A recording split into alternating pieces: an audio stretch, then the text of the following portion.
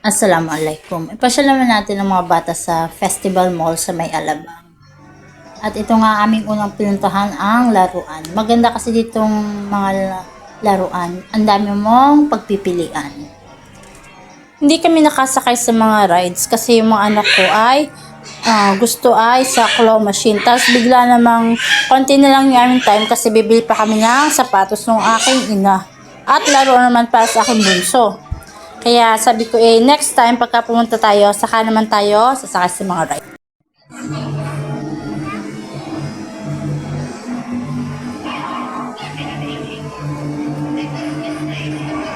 Oh. Siya ay nakakuha ng crab.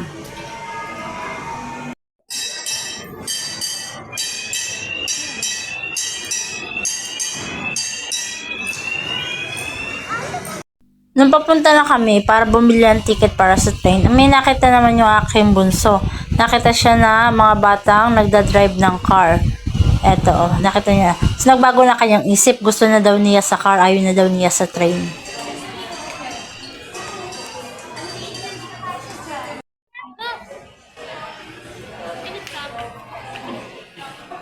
Para sa akin, ito advisable kung ang anak nyo ay hindi talaga magaling mag-drive.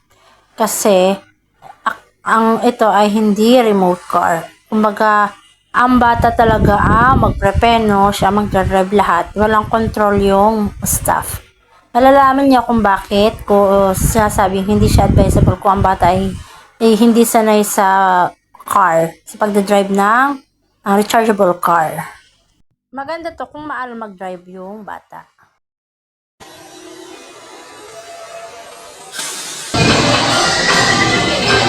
That's why I never give kids that to drive.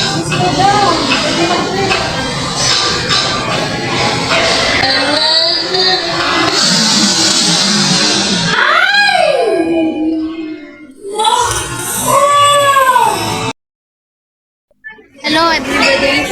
My sister